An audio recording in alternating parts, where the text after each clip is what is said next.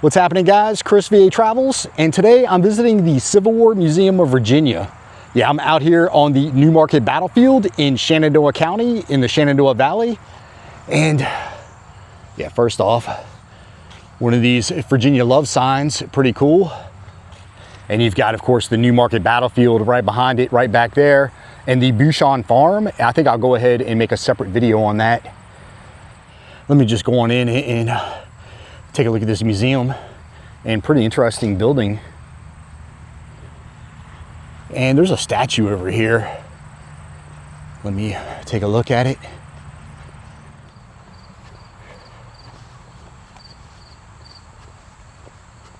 Stonewall Jackson. Oh, of course, VMI. Okay.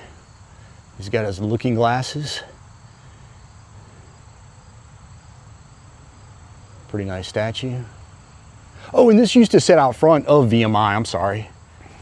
The 1990 restoration of the Jackson statue was made possible by the descendants of William Bradford Ryland, class of 1924. Yeah, all right, pretty cool. Oh, Moses Ezekiel, who fought in the Battle of Newmarket, yeah, famous Jewish artist. And that guy lived a life. You should, if you're not familiar with him, yeah, look him up. And there are a bunch of his statues at the Norfolk Botanical Garden, if you ever get a chance to go out there. And up here, from the research I've done, these are the soldiers, the VMI soldiers that passed away. And of course, this battle is famous because VMI cadets who were in reserve were called in to fight. They made a valiant charge. Pretty cool. All right, so this is the VMI color guard. As they salute the 6 graves of the Newmarket cadets who died here May 15th, 1864. And shout out to my cousin, Nicholas Hassel, a graduate 2015 of VMI, and just became a major, so pretty cool. Congrats to him. Oh, Moses Ezekiel right there on the left. Yeah, renowned sculptor. And okay, Virginia mourning her dead. Sculpted by Moses Ezekiel, okay, VMI 1866. And after the battle, Ezekiel found his fellow cadet Thomas Jefferson mortally wounded. Ezekiel cared for his dying friend for 2 days until Jefferson died in his arms. That's pretty sad. And yeah, so gravestones of the cadets.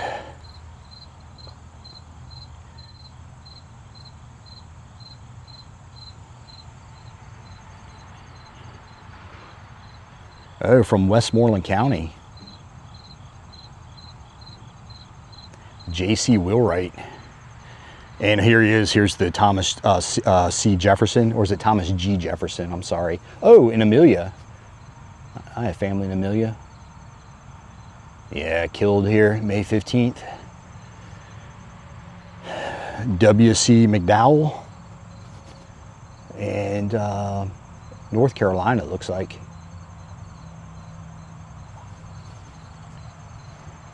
Who we have over here, Henry Jenner Jones, and born in King William.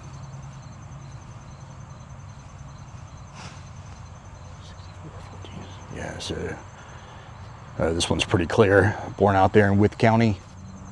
Cadet C.G. Crockett.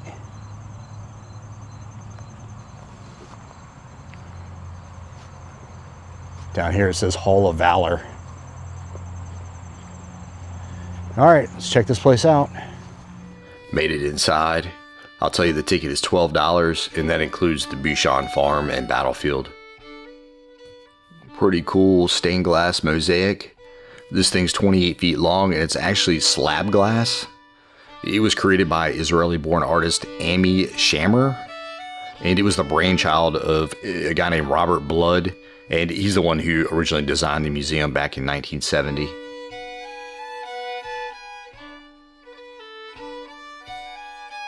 The 10 fallen cadets here at the Battle of Newmarket.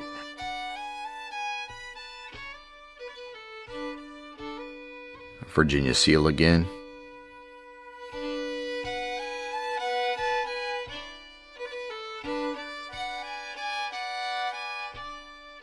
I can imagine what this thing looks like with the sun setting, hitting it in the evening.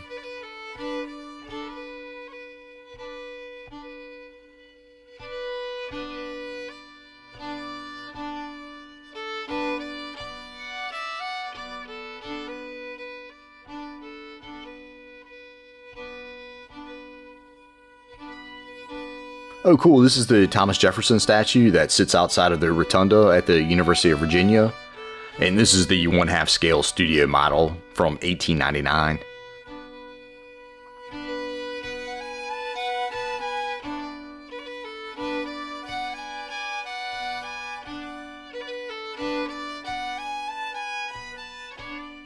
And springing out of the bell here are the 4 cardinal virtues: liberty, equality, brotherhood, and justice.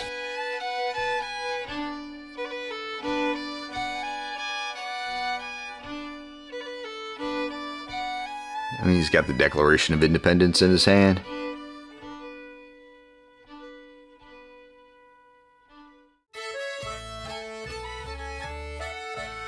VMI's flag with the goddess of bravery in front of the mountains. And I would imagine that's Massanutten, and that might be the Newmarket Gap back there.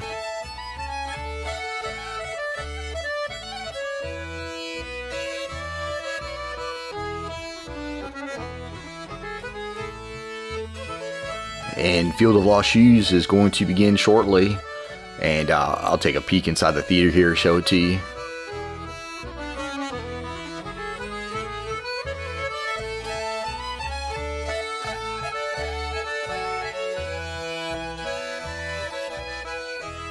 Entering the upper level of the main part of the museum, and looks like some federal officers trying to take this guy's colors. And it looks like this was made by the same people who did the statues at the Appomattox Civil War Museum.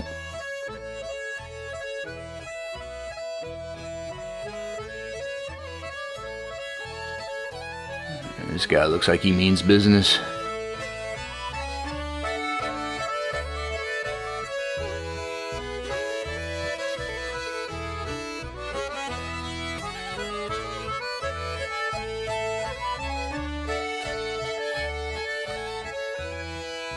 Good job, whoever the artist was.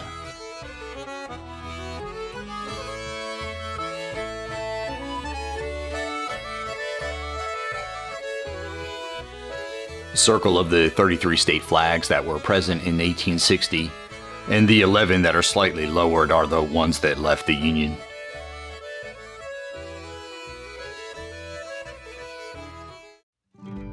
Bird's eye view of Richmond in 1861.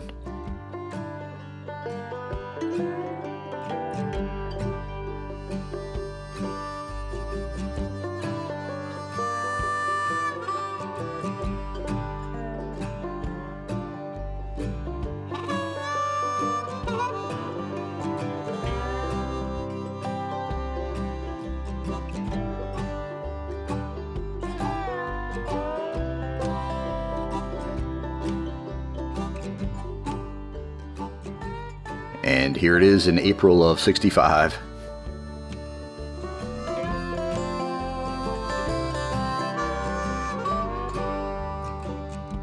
This is pretty neat. Group of ladies out of Winchester created the National Confederate flag out of these 2 flags. And you'll see the United States flag. They had taken the stripes, put them together to create these 3 large stripes. And the canton there, it comes from the Virginia state flag that was carried by the Southern Greys, a local militia group that eventually became Company C of the 10th Virginia Regiment.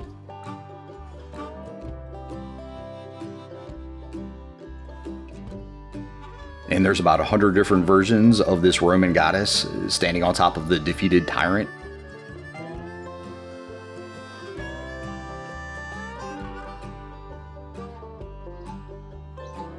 Yeah, it says Southern Greys right there.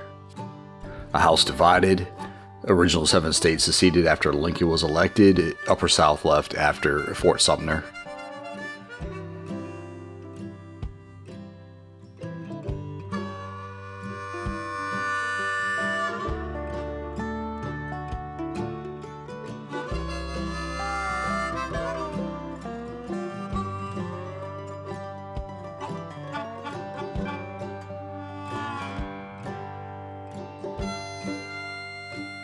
Old school flyer of a clean-shaven Abe Lincoln The Union must and shall be preserved. Free speech, free homes, and free territory.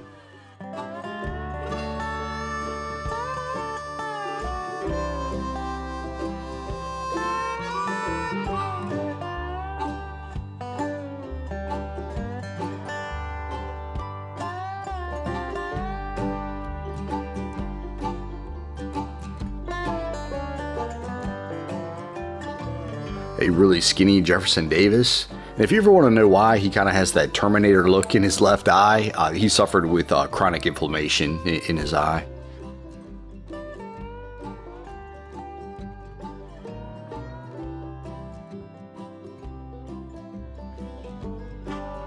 Edmund Ruffin firing the first shots of the Civil War there at Fort Sumter. And it's a pretty good diorama.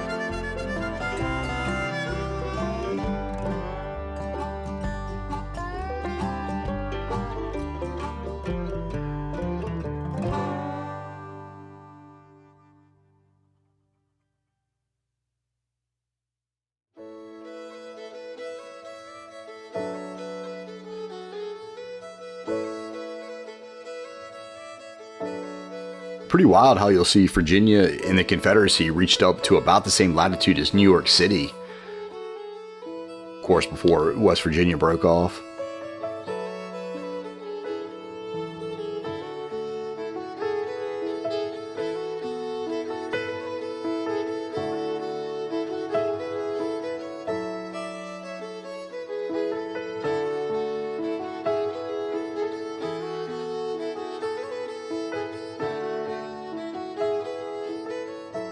Famous Zouave uniform, inspired by French light infantry regiments that served in North Africa.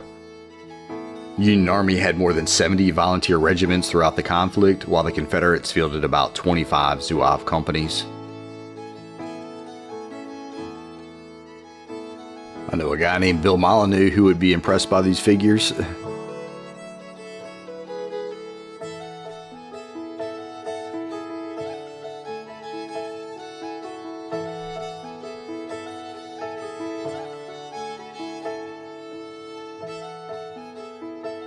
Great detail on these things.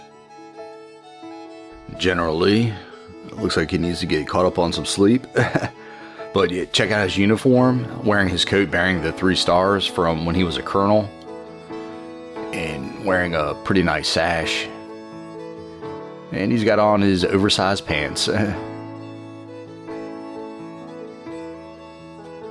This would be 2nd Manassas.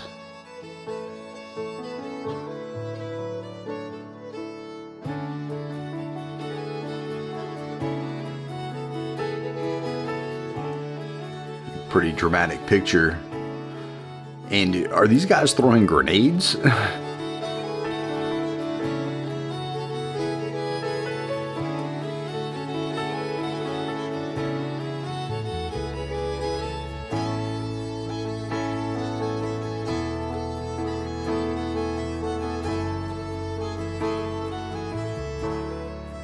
Here we are, guys, on to the Battle of Fredericksburg. Lee meets Burnside at the Rappahannock River. Pretty boy John Pelham. And this picture was from when he was 19 years old at West Point. And it had a famous artillery attack on the Union line during the battle. Another horrible Matthew Brady photo. And I mean horrible by what's been captured. But this is the Confederate line behind the stone wall at the Second Battle of Fredericksburg. Hanover Street in ruins. This is one of the main roads the Union Army took to get from the Rappahannock to Marye's Heights. And you could see a building stood between those 2 buildings, and one against that building. Yeah, just look at the devastation. This must be depicting Richard Kirkland, the Angel of Marye's Heights. He hopped over the stone wall and gave aid to wounded Union soldiers.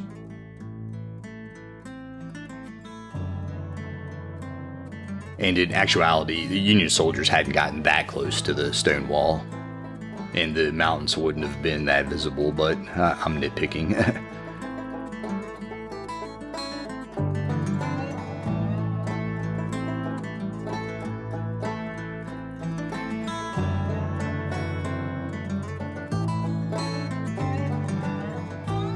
Union Army and their artillery on Stafford Heights. And, okay, looks like they're laying the pontoon bridge. On to Chancellorsville, Lee and Jackson's finest hour. After day one, they had their backs against the ropes, had a famous cracker box meeting that evening. Jeb Stuart arrived to let them know that the Union Army's right flank was in the air, meaning it was exposed.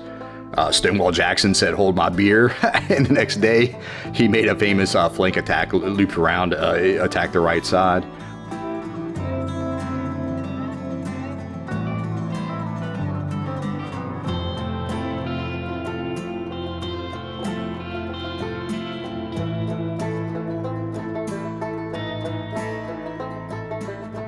This frock coat belonged to Major Giles B. Cook, VMI graduate.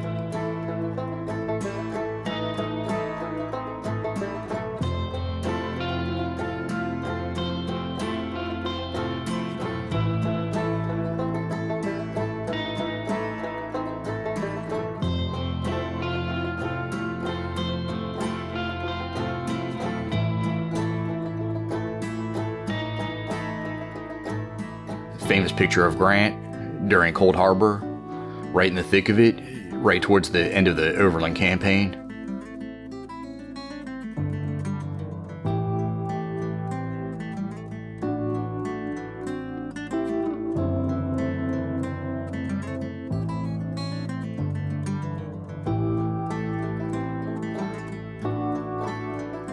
If you ever look close at the Virginia Seal, it's pretty R-rated. Lady with her breast exposed, standing over a tyrant she just killed. And she would be Virtus, the Roman goddess of bravery.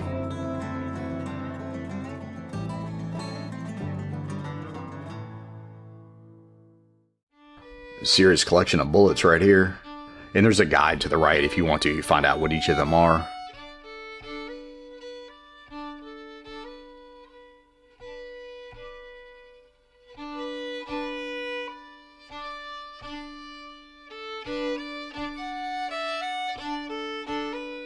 Surrender at the McLean House, of course, in Appomattox. And Lee had just arrived with Colonel Charles Marshall, so I don't know who the guys in the back left are. Maybe Union officers.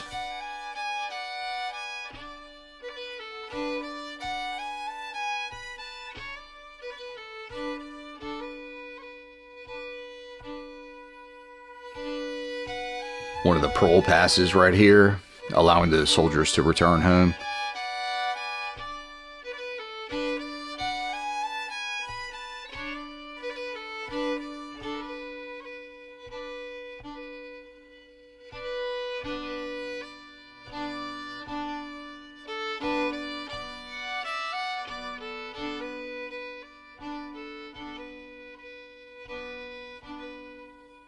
Presentation sword that was given to Major General John C. Breckinridge in 1863 by 2 brigades of the Confederate Army of Tennessee. Set of dueling pistols, circa 1840. It belonged to John C. Breckinridge. And as you know, he was vice president under James Buchanan before the war.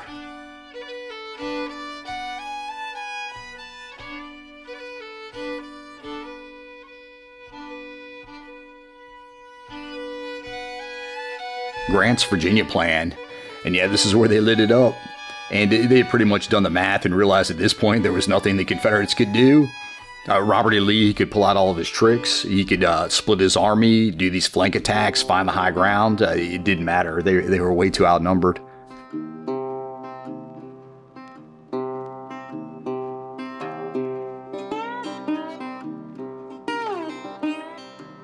And this is Grant being cheered on after the Battle of the Wilderness when he decided to continue south.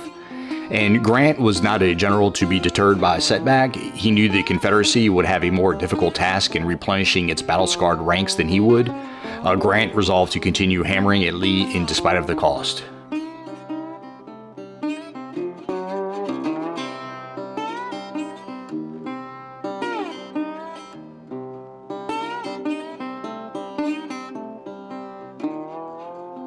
This would be Miss Eliza Kleindienst, known as the mother of the Newmarket Cadets, and she witnessed the battle from her back porch and chronicled her experience in a letter she had written to a friend in 1909. It says this is the first time I ever saw the Virginia military cadets. They looked so nice and trim as they ran down the hill. I will never forget those brave boy soldiers as they ran down the hill to victory and death.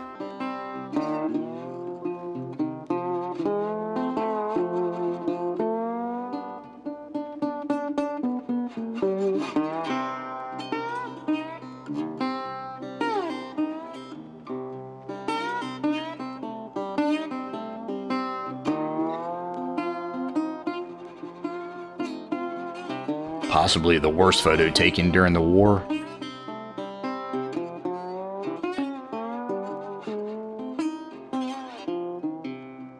The bloody salient at the Battle of Spotsylvania Courthouse.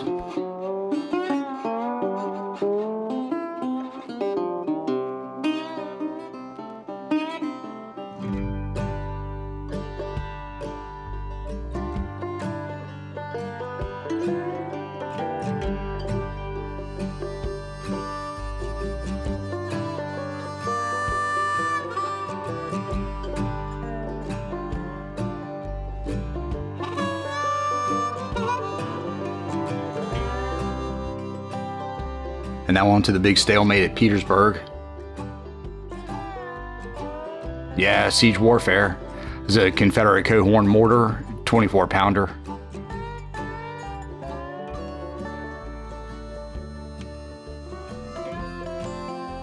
The final leg right here, Sprint Appomattox.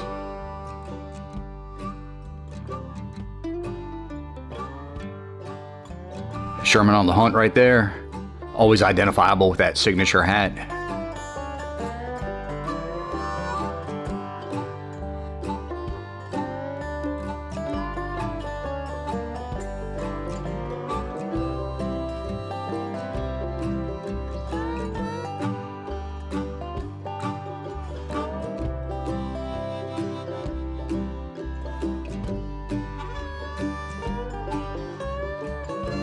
And obviously, Lee after the surrender.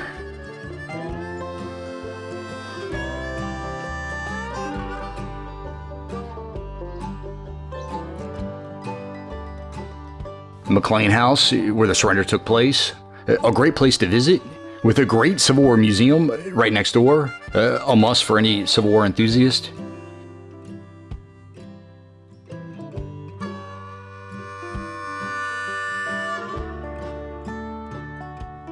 Made it down to the first floor.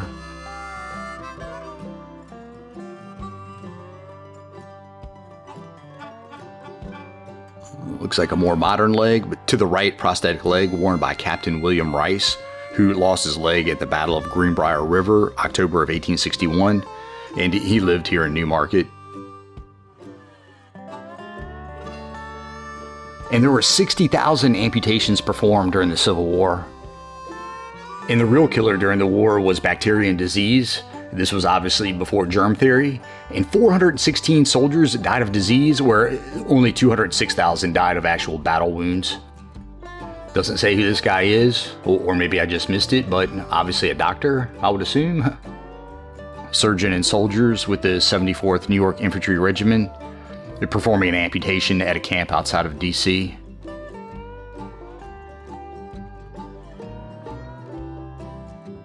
Major Alexander T. Augusta, and he was one of the more than 15,000 doctors who served with the Union Confederate armies.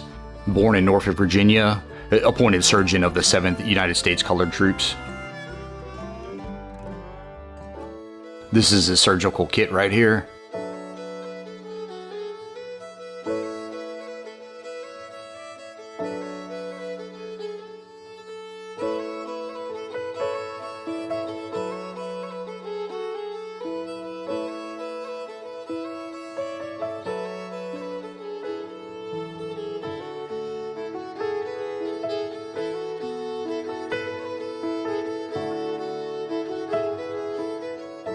Photo of the Bouchongs. They own the farmhouse right behind us here on the Newmarket battlefield.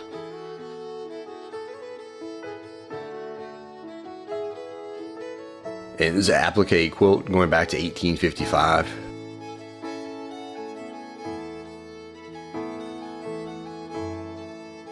Cadet Samuel F. Atwell, wounded in the Cafter in the battle. He survived, but unfortunately died just 2 months later of lockjaw. Yeah, and he's interred at VMI under the statue Virginia mourning her dead.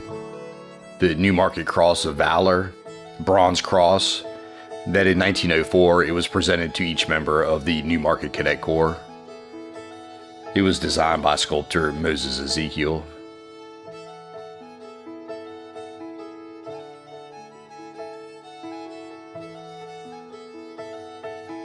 This is a replica, actually, of the VMI flag that was carried here during the battle. The original actually was cut up weeks later to prevent its capture during a raid by Union General David Hunter.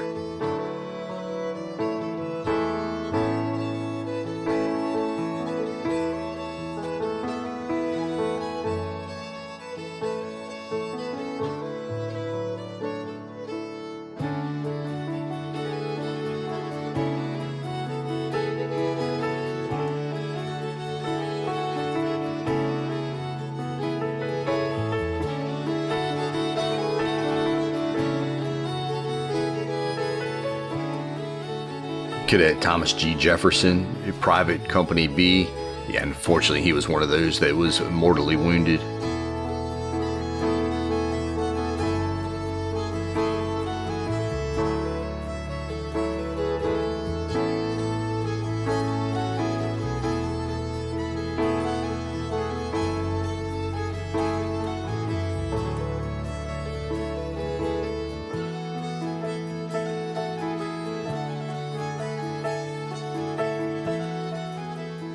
Pretty neat seeing one of these things cut in half, as you see a 3-inch Hotchkiss shell.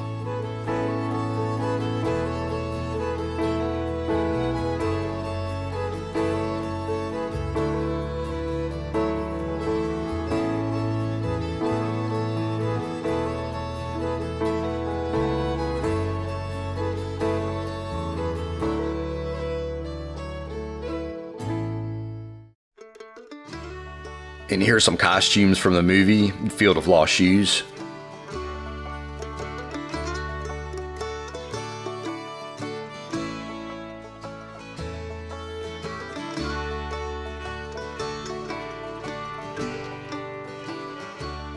Oh yeah, and I remember this distinct hat.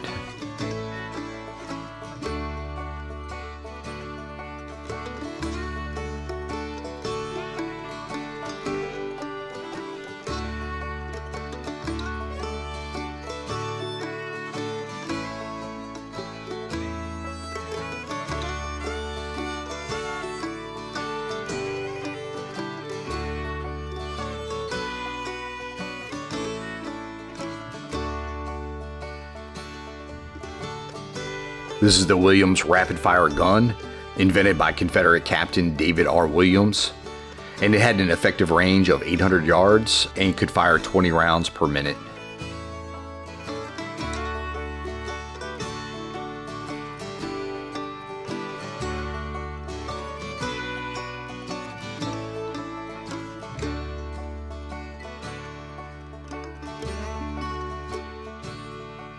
Body armor, and it was taken from a Union soldier at the Battle of Port Republic on June 9th, 1862.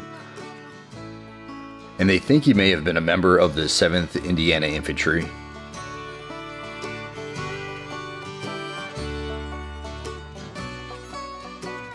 And they say the body armor was used by some, but never really took off because it weighed 9 pounds.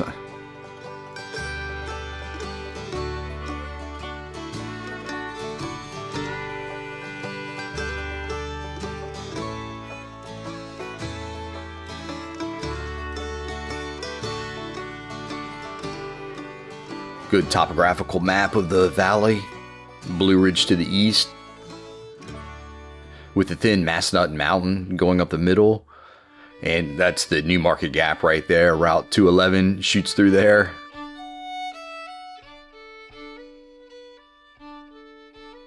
And you could say its northern border would be the Potomac River.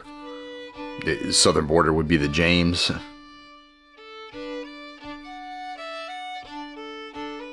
Yeah, you'll see all the hot spots, Manassas and Fredericksburg.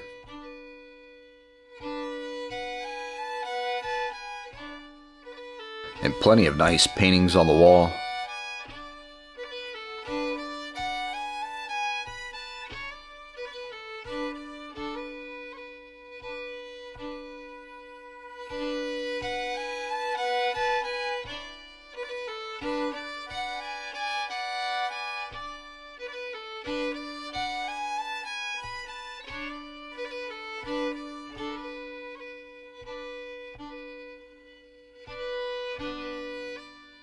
Take a peek inside the officer's tent here. Yeah, you'll see portable writing desk, fold-up chair.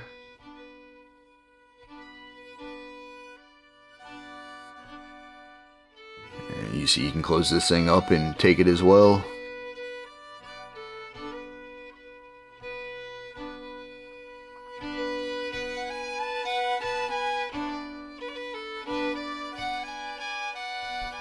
Great painting of the battle right here.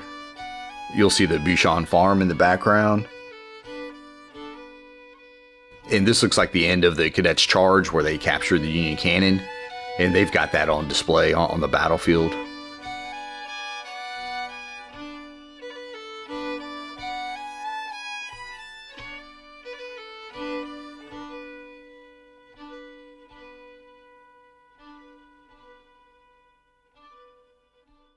U.S. Model 1850 Staff and Field Officer Sword.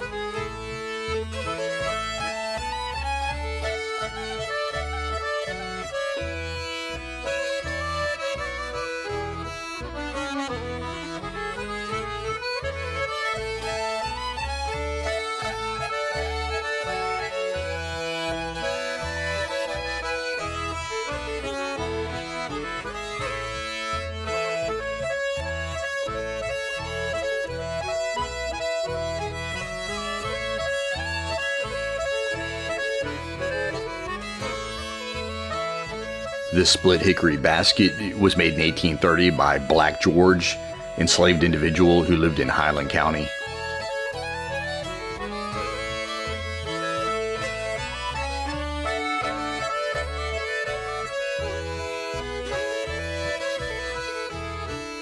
James H. Harris, Sergeant Company B, 38th U.S. Colored Troops, born in St. Mary's County, Maryland. Map maker Jedediah Hotchkiss, and he was directed by Stonewall Jackson to make a map of the valley. And he actually born in New York, moved to the Shenandoah Valley at the age of 19 and became a Confederate officer. Well, I guess he needs no introduction.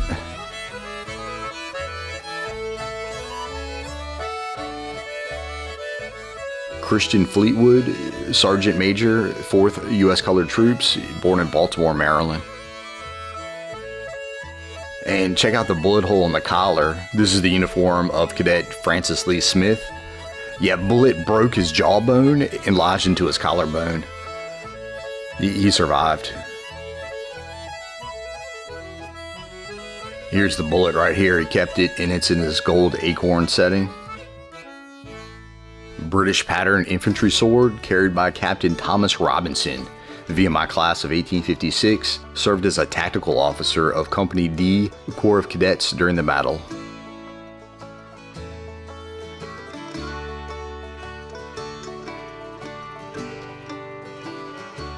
Here they are, two commanding officers. To the left, Confederate Major General John C. Breckinridge, who I've mentioned was Vice President under James Buchanan before the war.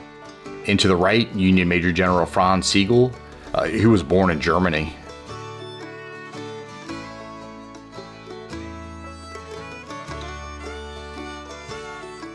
Major General John Eccles.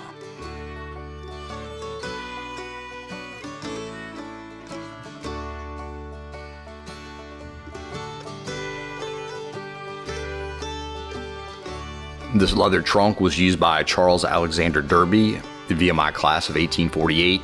He's from Dinwiddie County, Virginia, and he was an Episcopal minister, a math professor at Georgia Military Institute. And so, yeah, he used this trunk at VMI and later while serving as colonel of the 44th Alabama Volunteers, and he ended up being killed at Antietam. And you can see it's a pretty nice leather trunk.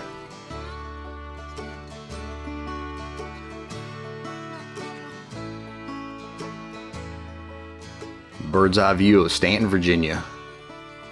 And you'll see the American Hotel right there. Get off the train, check into the hotel.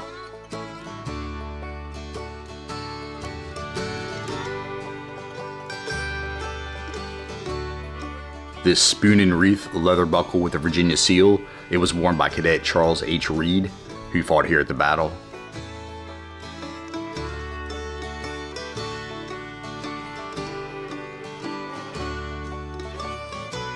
See the wooden drum canteen up here? And this is the Austrian Lorenz musket he was carrying the morning of the battle as they crossed over Shirley's Hill. And you'll see what happened when it was knocked off of his shoulder by a piece of shell. He was also struck over the right eye, but immediately sewn up by Dr. Ross.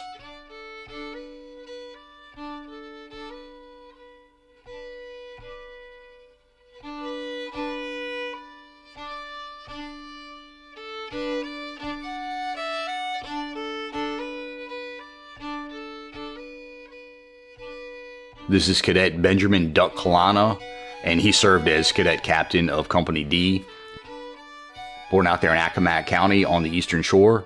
And after the battle, he compiled comprehensive records of the cadets' role in the battle and created precise maps of the action. Stonewall Jackson leaving VMI, his signature hat on, determined look in his eye, and he's marching off to Richmond to help train recruits.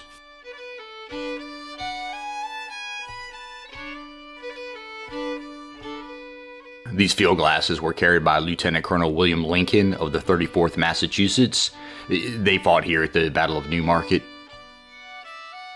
Model 1850 Staff and Field Officer sword, carried by Lieutenant Colonel Scott Shipp, and it was made by the firm Hortsman and Sons of Philadelphia.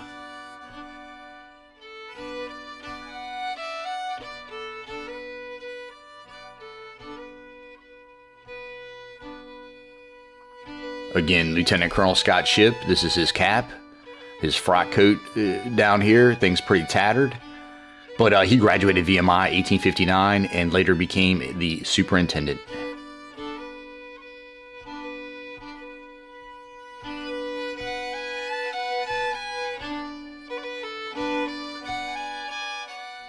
Take a walk through the Kaminsky Gallery and great collection of firearms.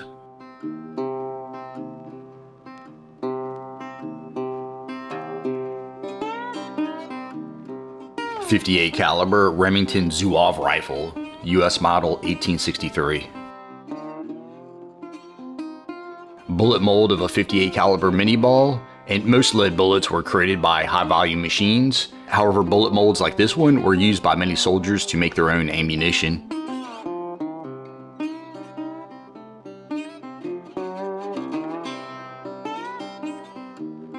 Above, Harper's Ferry U.S. model 1841 Mississippi rifle, .84 caliber. Below is a U.S. Springfield percussion musket, 1842. Butterfield's Patton percussion Army revolver, .44 caliber. Pettingill percussion Army revolver, again .44 caliber. And this is a Rogers and Spencer percussion Army revolver. .31 caliber volcanic pistol. 1855, Horace Smith, Daniel Wesson, and Oliver Winchester created the Volcanic Repeating Arms Company to make their magazine-fed lever-action pistol.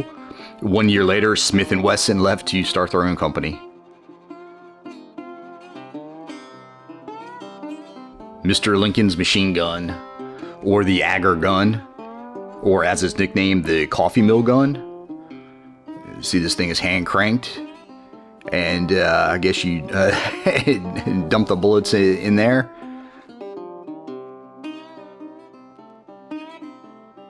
And the federal government purchased 60 of Wilson Agar's rapid fire machine guns.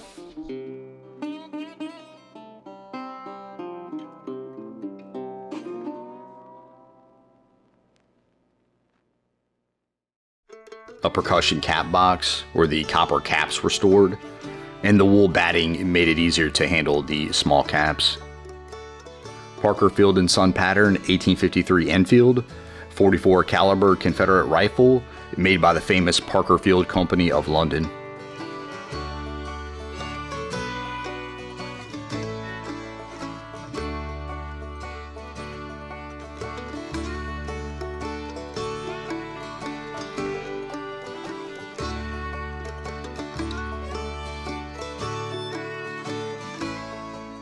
Shout out to Leon Lynch Kaminsky for this gun display, Stanton Military Academy Class, 1925.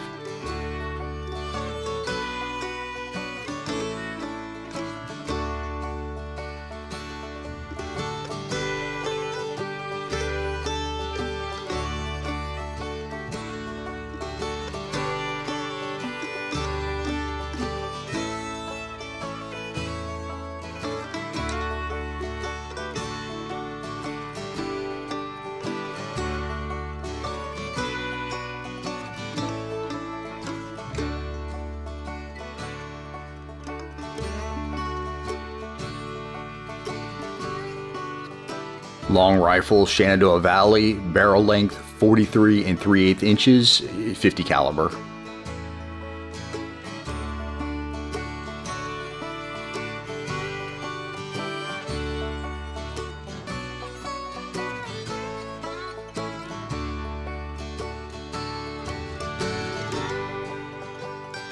Apologies, no information on this one, but looks like it's been through some use.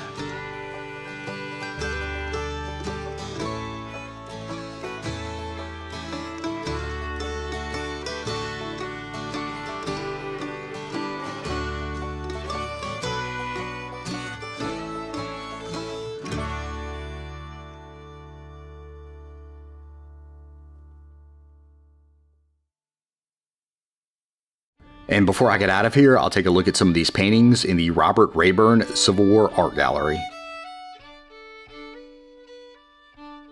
Don't see a write-up on this one, but it looks like a Confederate water landing. Are they on top of a pontoon bridge, rowing their way to shore? I don't know, but cavalrymen running across the shore. And looks like the water gets a lot deeper on this end. A horse submerged, two guys swimming for their life, and one guy hopping back into the raft. Alright, Battle of Chancellorsville. It looks like to the right here, this would be the wounding of Stonewall Jackson. And obviously this didn't happen in the middle of the battle, occurred in the evening when it was near dark. But still a cool painting. Alright, a bust of Abe back here.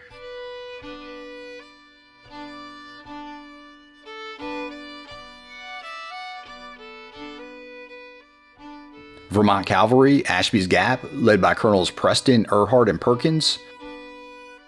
Also Lieutenant Adams, and about ready to clash with some Confederates.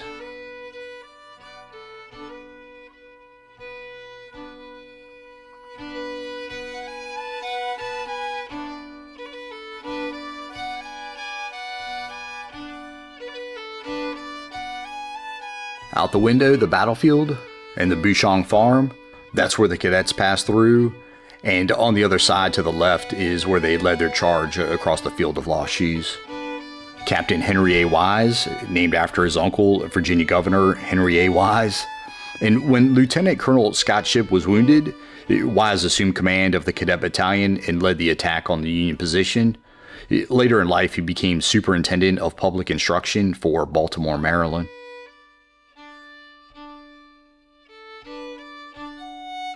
This one's entitled Taking the Oath and Drawing Rations.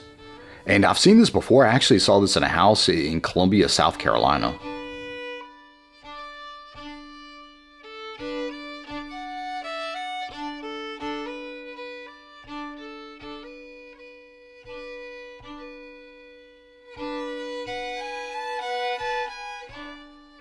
Some of these don't have information, but yeah, it looks like some Union officers scouting out the area.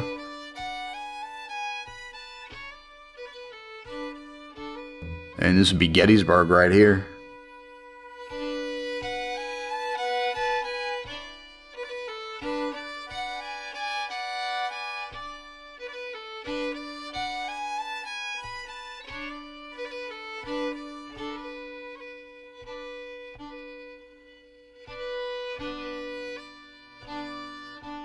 Clash here, Battle of Missionary Ridge.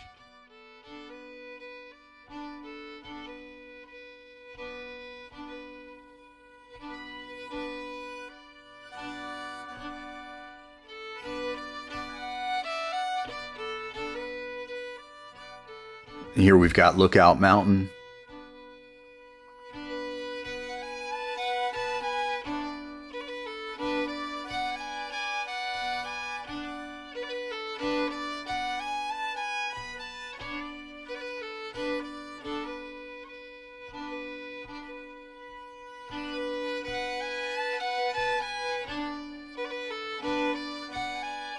This one's called Sound the Charge in Nathan Bedford Forest.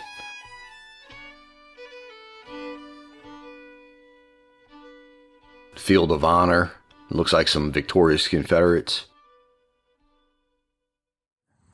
Anyway, that's it for the Civil War Museum of Virginia. I'm getting out of here. As always, guys, like and subscribe. See you on the next one.